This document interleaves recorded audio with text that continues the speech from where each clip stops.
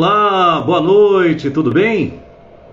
Estamos aqui para mais uma live do nosso Viva FSA, o nosso Instagram oficial.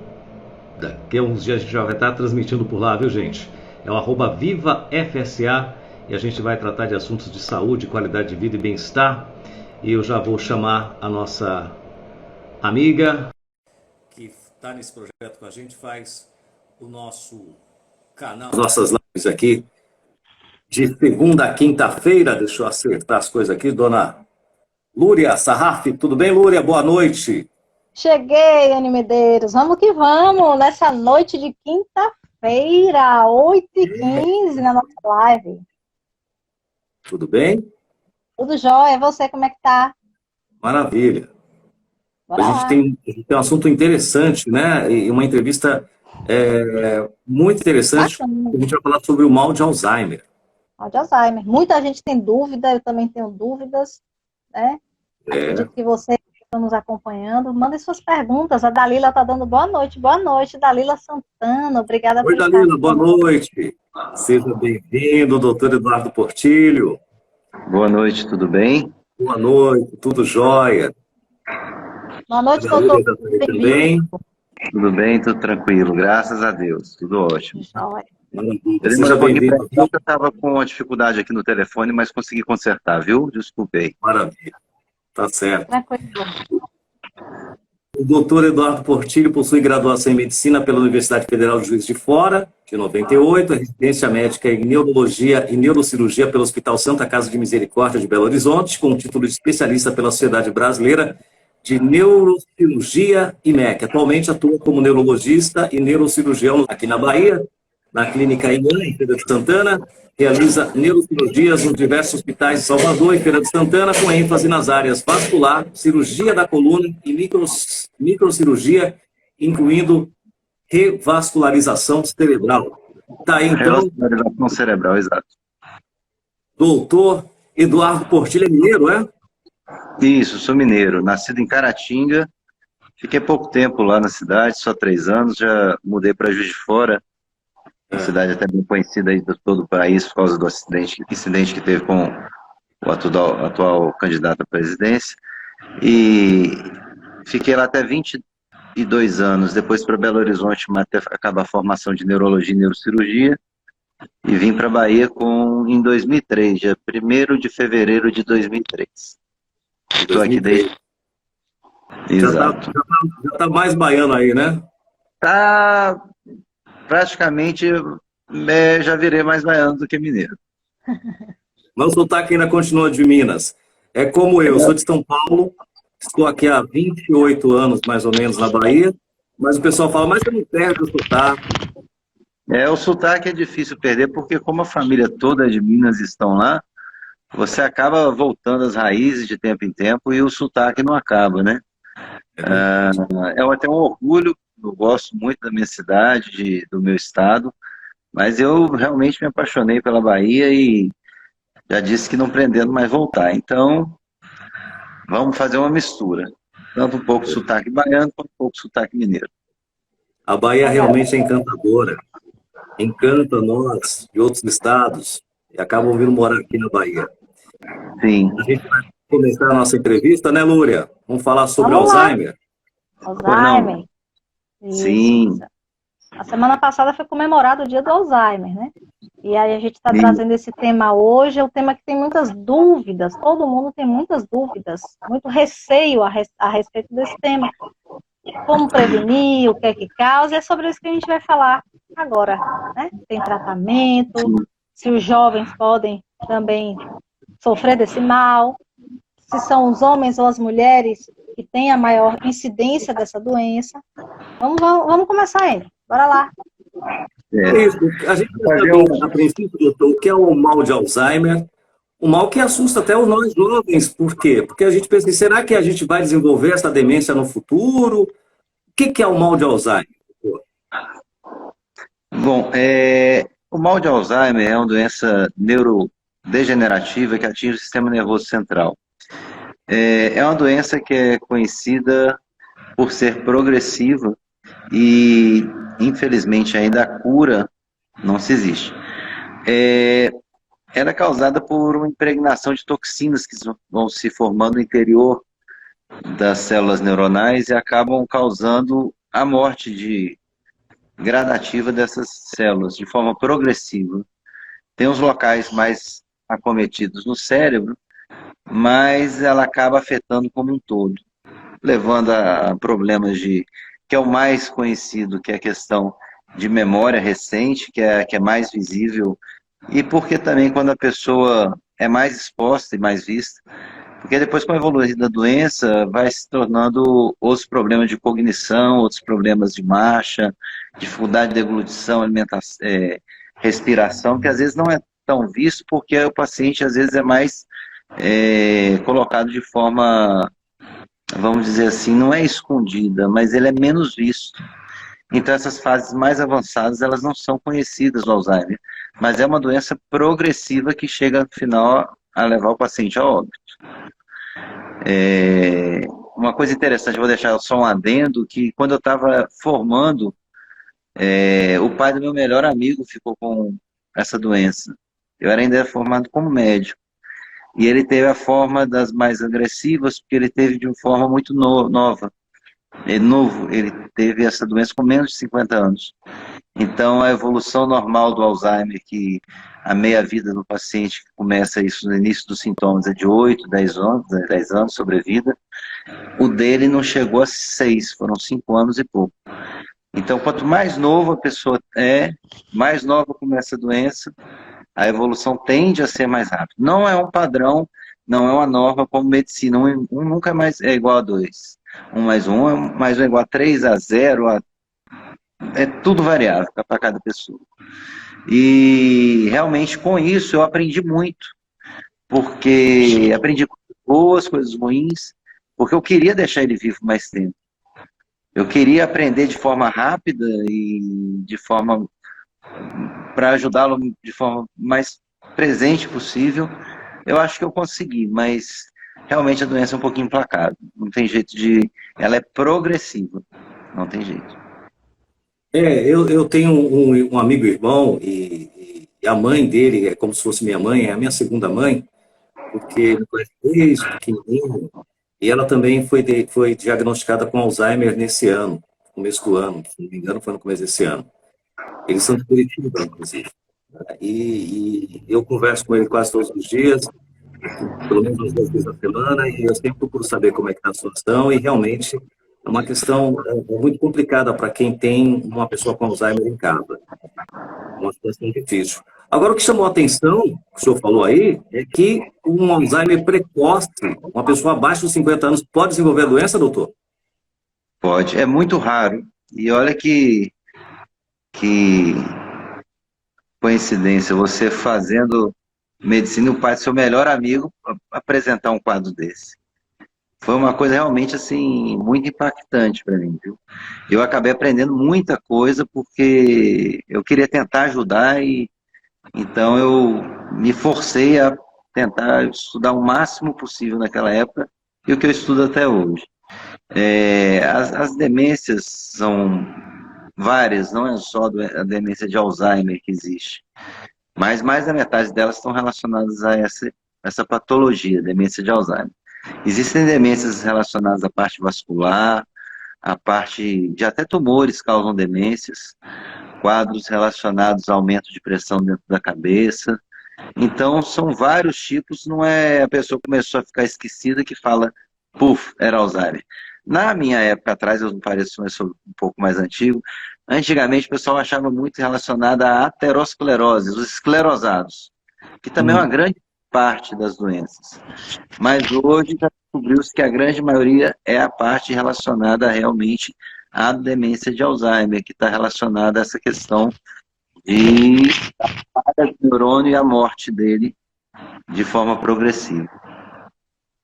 Então é mais comum em pessoas com uma possibilidade maior, né, doutor? De 60 para cima, é isso? A possibilidade de começar uma doença de Alzheimer é em torno de 65. É daí para cima que a gente começa a verificar uma incidência maior. Agora, uma coisa interessante é que o número de casos em relação à população geral está aumentando.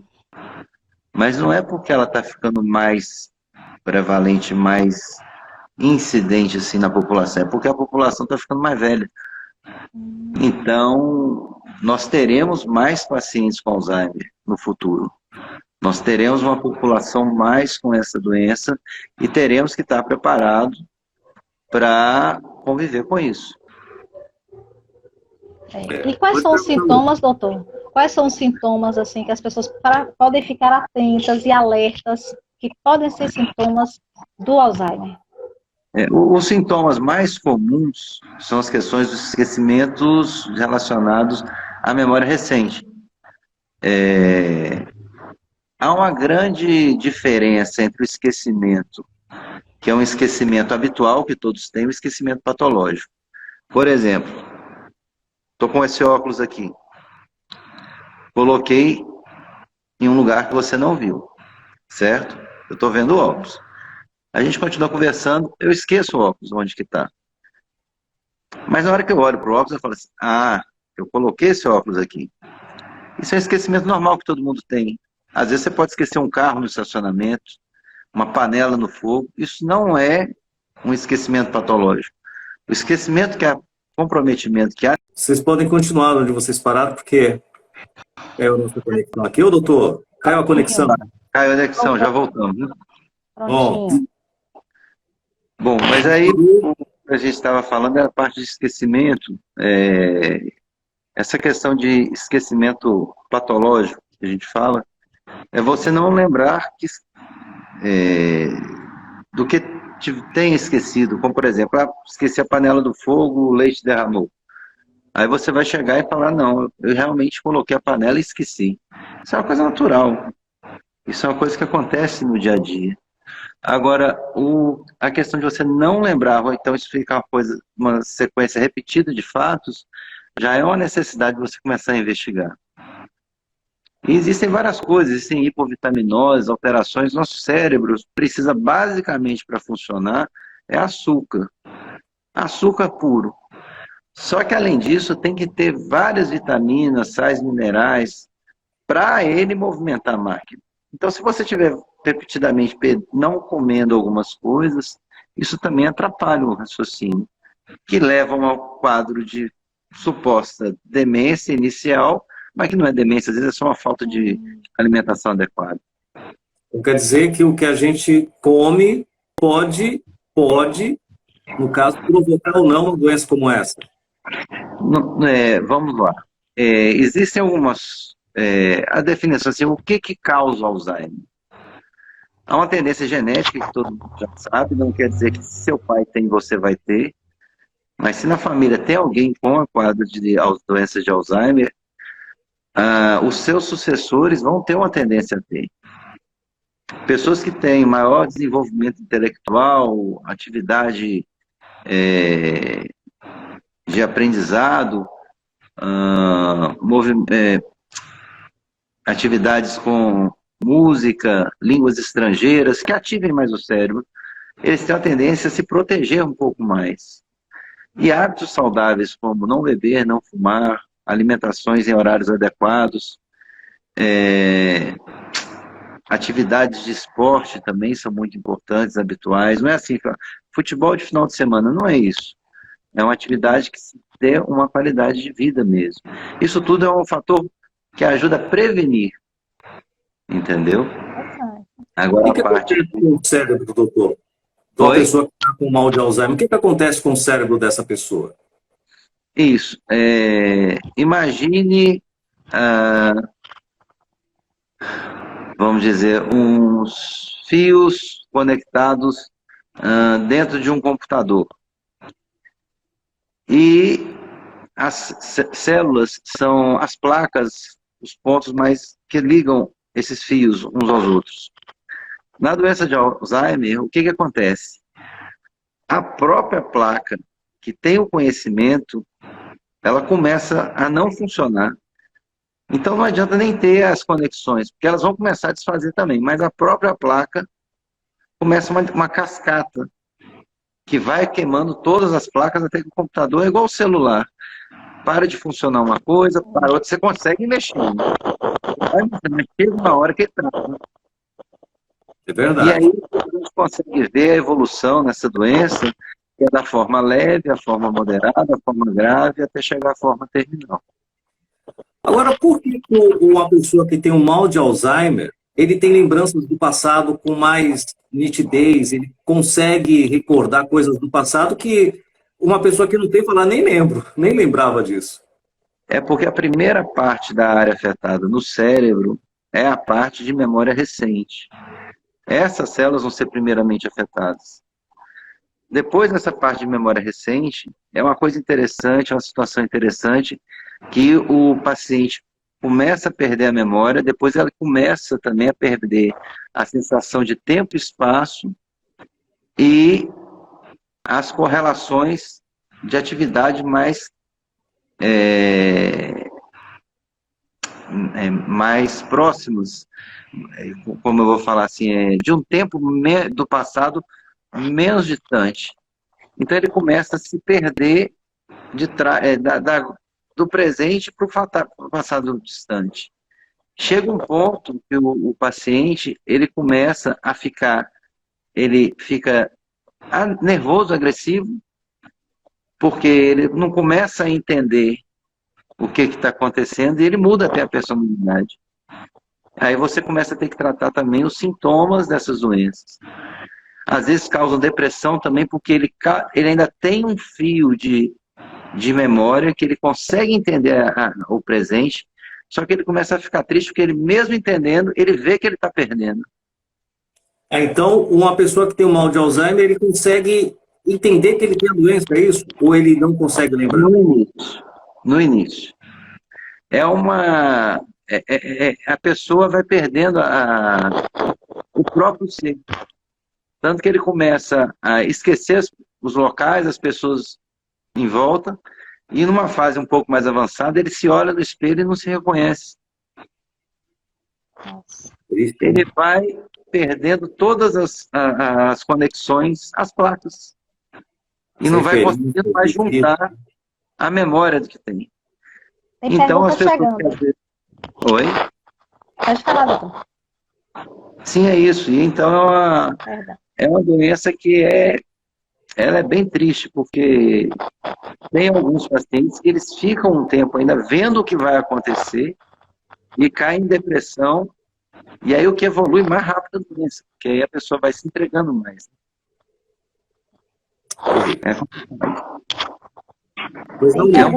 Tem pergunta chegando. A Ângela, ela perguntou assim: o que fazer caso você perceba algum familiar iniciando esse mal? Teria como paralisar ou retardar? Sim, primeiro tem que ser feito um diagnóstico, vamos dizer assim, o mais próximo de preciso.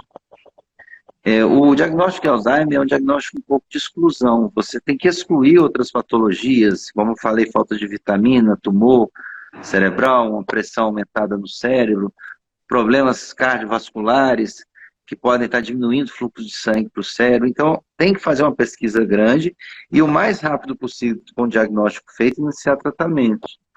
Os remédios, na maioria das vezes, só vão funcionar na fase 1, na fase mais leve, e pouco nas fases 2, 3. A 4 a gente nem indica muito fazer medicação, que não tem sentido. Então, mas essas medicações retardam, elas diminuem os sintomas, ou existe a cura?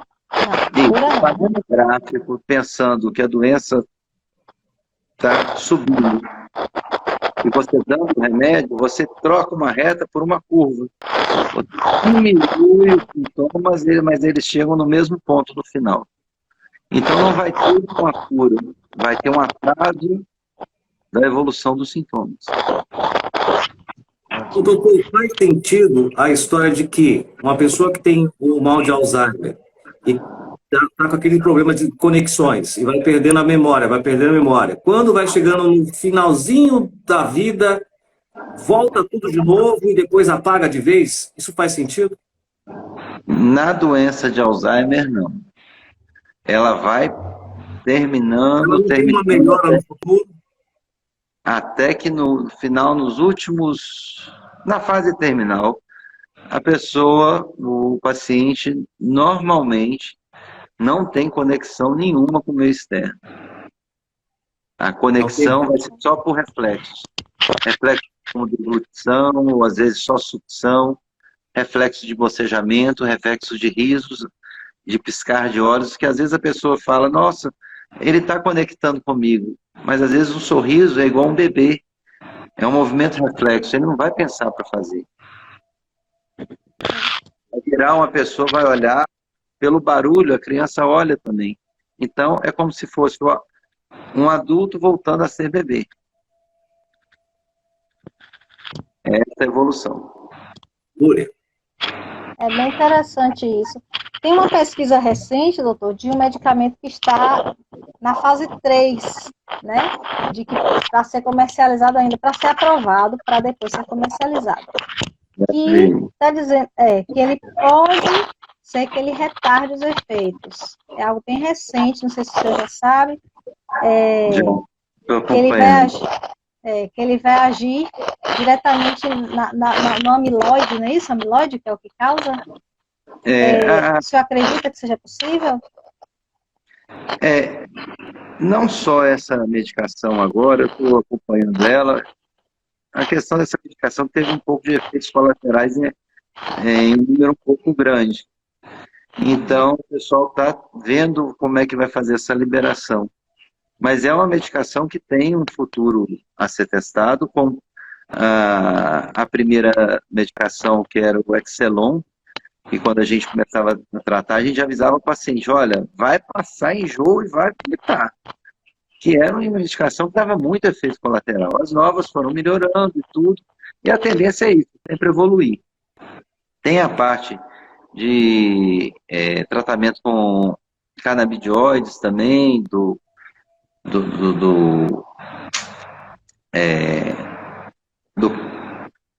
derivados da cannabis, que são outras medicações que a gente vê que tem algum resultado em alguns pacientes. Como a gente vê que medicina não é muito exata, igual eu falei, existem medicações que a gente consegue ver que melhoram alguns pacientes e outros não. Como a gente não tem ainda a medicação de escolha, dentro de uma tentativa saudável e não ser de aventura, vale a pena se tentar, desde que o paciente está tendo melhora. Então, existem algumas doenças degenerativas, principalmente do sistema nervoso central, que não existe uma regra de medicação. Você vai associando as medicações mais prováveis de melhorar. Essas medicações, igual que a senhora está falando aí, essa que está em desenvolvimento, é uma medicação exclusivamente para o tratamento da doença. Mas, igual eu falei para vocês, existem outras medicações que são sintomáticas. Então, por exemplo, pacientes que não dormem, a gente tem que fazer ele dormir, sem prejudicar a cognição dele quando ele acordar. Mas não pode deixar um paciente agitado dentro de uma casa, que a casa tem que continuar funcionando. Então, a ideia, quando a gente pega um paciente desse, é falar, olha, eu vou tentar deixar ele mais viável socialmente para os familiares continuarem tendo relacionamento e a vida seguir, sem tentar causar remédios que possam aventurar um tratamento. Então, já tivemos pacientes no meu consultório falando que estava picada de abelha por causa de outra coisa.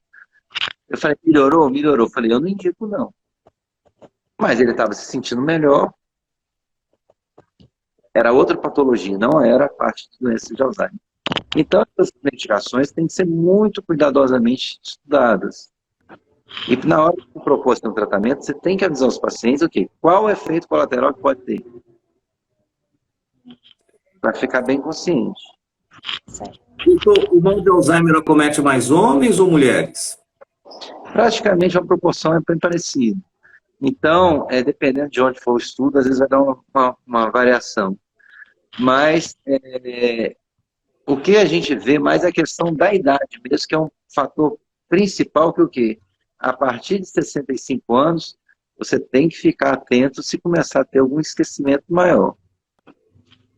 A gente tem que prestar atenção, não tendo aquela alteração de esquecimento, que é o esquecimento que não é patológico. Tem alteração? Tem. Não é que vai ter o Alzheimer, mas vamos começar a pesquisar. A saúde está em dia? Estou fazendo as atividades físicas diárias corretas? Estou com a alimentação correta? Então, isso aí é uma coisa que é uma questão de saúde, né? De cada um. Tem que se propor para... O que eu posso fazer para evitar isso? A mente tem que estar trabalhando, né? O corpo tem que estar trabalhando para que Isso. a pessoa evite praticamente todas as doenças, né, Lúria? A gente entrevista aqui e todo Sempre, mundo fala a mesma coisa. Olha, a boa alimentação, atividade física, isso vai sempre. afastar você de qualquer mal. Evitar os Isso. excessos também, evitar o excesso de bebida, né? Evitar o fumo, tudo isso. O estresse também fala muito sobre isso. Então, bons hábitos de vida, né? Com disciplina, uma rotina com disciplina de saúde, resolve muita coisa, né? Evita muita coisa, né, doutor? Muitos problemas. E a questão do estresse hoje em dia, embora seja uma coisa que é praticamente possível da gente evitar, você vê que é uma das patologias, que é uma patologia, o estresse que você fica sofrendo. É uma das patologias mais comuns que atingem a população em geral. Acaba afetando sono, alimentação, até a prática de esporte, que às vezes você estressado não vai conseguir fazer sua atividade. Então, o que eu sempre falo com os pacientes que chegam e falam assim, eu não estou conseguindo porque trabalho demais, estou com problema em casa. Você tem que pensar em relação ao estresse, eu tenho que ver sempre de fora o problema. Se você tentar ficar sempre vendo de dentro, você não sai dele.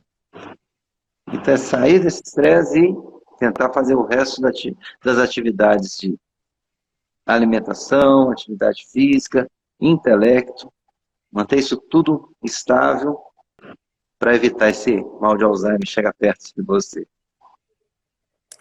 Ô, doutor, existem muitos boatos de que a doença pode estar relacionada a algumas coisas que a gente consome comumente, como desodorante com alumínio, a associação entre panelas, o adoçante, por exemplo. Pode causar ou é mito mesmo? Isso aí é tudo balela? Tudo na medicina que tem várias explicações é porque não se chegou na explicação ainda. Então, isso, por exemplo, o mal de Alzheimer é assim, questões de aneurisma cerebral, qual é a explicação? Existem várias. Qual é a certa? Todas podem causar, mas é porque não acharam ainda a explicação. Então, se você tem essas explicações que podem causar um aumento da incidência da doença, é lógico que você deve evitar. Agora, não há explicação ainda. Não há um estudo que comprove. A comprovação não existe. Mas, na dúvida, é melhor evitar. Na dúvida, é melhor evitar. Com certeza.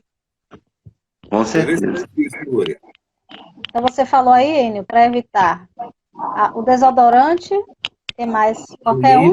Ou só o spray? Carboidratos em excesso dizem que há não há benefícios para a questão cerebral. Em relação a pouca atividade intelectual, há um relato também que há maior incidência em pessoas que têm baixa atividade intelectual. Mas o que deve ser evitado? Deixa eu lembrar aqui. Basicamente, a parte de atividades gerais, assim, de uma vida social. O doutor, uma pessoa foi diagnosticada com Alzheimer.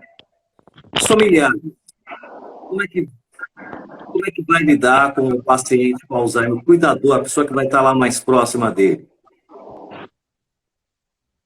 A parte do cuidador é muito importante, porque a maioria das famílias que a gente vê é que fica por conta de uma pessoa, que seria o cuidador. E é uma sobrecarga muito grande.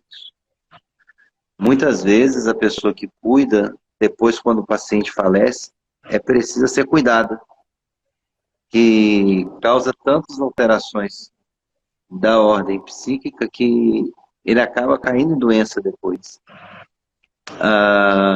O ideal, quando se há um diagnóstico de Alzheimer na família, é que haja uma divisão de funções. É o ideal, mas o que a gente vê na maioria das vezes, a maioria mesmo, é que normalmente uma pessoa só que assume. Você dividindo funções, dividindo dias, fica uma situação leve para a família. É uma situação que é fácil de se lidar. Agora, uma pessoa normalmente é um filho, e normalmente é um filho que ou é mais assim, vamos dizer, de vida social mais isolada, ou que não tenha trabalho. Ela acaba se isolando mais ainda da sociedade, que quando o paciente com Alzheimer morre, ela fica perdida. Então, o ideal mesmo é conversar com a família para ter uma divisão de tarefas, dias de tratamento, dias de cuidado, como que vai ser a divisão das tarefas, e acompanhar, e sempre ir orientando a estudar quais vão ser as próximas fases da doença. Que muitas vezes eles falam assim, doutor, mas não está melhorando. Aí você tem que voltar e lembrar, é uma doença crônica, progressiva. Progressiva. Não existe uma doença que fique em melhora depois. Certo? É isso. Então, acho que a maioria das dúvidas já foram sanadas, né? A maioria das vezes. O público está quietinho, não está mandando muita pergunta hoje, por enquanto só a Ângela. Gente, aproveita essa consulta gratuita aqui, maravilhosa, com um profissional renomado, né? Com a agenda cheia, está aqui com a gente à noite, não é isso, Enio? E vocês aproveitem. Muita pergunta, muita dúvida aí, tem, claro. Como é que a gente pode prevenir? Eu sei que o senhor já falou deu alguns tópicos. A prevenção é justamente isso, é a questão da pessoa sempre estar procurando trabalhar o cérebro com atividades, leitura, jogos, xadrez, por exemplo, é bom também, doutor? Com certeza. É manter o corpo são e a mente sã. Então, o corpo são, como seria essa manutenção? Dieta, exercício, sono adequado, estresse, excesso, bebida, fumo. Não é assim, menos, é realmente não usá-los, entendeu? E a questão da mente é realmente, quanto mais atividade cerebral você tiver, a tendência é você ter menos a chance de ter essa mal de Alzheimer. Só uma coisa interessante, esse pai desse amigo meu, ele era engenheiro de pontes e não tinha uma calculadora na época. Os cálculos eram coisas assim absurdas. Então é uma situação que você vê, nem por isso você vai estar livre de desenvolver essa doença. Mas com certeza você fazendo essas atividades, você vai ter menos chance. É isso aí, doutor. A gente quer agradecer, doutor, a sua disponibilidade em conversar com a gente nessa noite, falando sobre a questão do mal de Alzheimer. É o doutor Eduardo Portillo. A gente encontra o doutor nas redes sociais, na clínica, aqui em Feira, é a clínica? A clínica IAN, na Avenida Getúlio Vargas, 2525, sala 1106, 1105. A gente está lá trabalhando todos os dias e atendemos a parte de neurologia clínica, neurocirurgia e cirurgia de coluna. Fica ali no edifício Premier, não é isso, doutor? No Premier, na Avenida Getúlio Vargas. Tá ótimo. No Instagram é doutor Eduardo Portillo. Só colocar lá, doutor Eduardo Portillo, o DR, né, doutor abreviado. Se quiser tirar mais dúvidas, pode ir lá que a gente conversa. Tá certo, doutor. Muito obrigado mais uma vez por bater esse papo com a gente aqui. Tá, joia. Obrigada, tchau. doutor. Seja muito bem-vindo sempre, viu? Tchau, tchau. Obrigado. Boa noite, Lúria. Muito obrigado mais uma vez. Boa noite. Boa noite. Um abraço, doutor. Um Obrigado abraço. a todos por mais uma live. Hoje é quinta-feira, agora só segunda-feira, né, Lúria? Só segunda-feira. Segunda-feira a gente está de volta. Vou sentir saudade de todos vocês, viu? Obrigada pela participação de todos e a você, Enio, pelo seu companheirismo e coleguismo. Vamos que vamos. Agradecer você, Lúria, pelo convite que você fez para o doutor Eduardo, uma entrevista excelente, que vai estar postada já no YouTube, também no meu Facebook e na página @VivaFSA. Bom final de semana a todos. Um abraço. Tchau, tchau.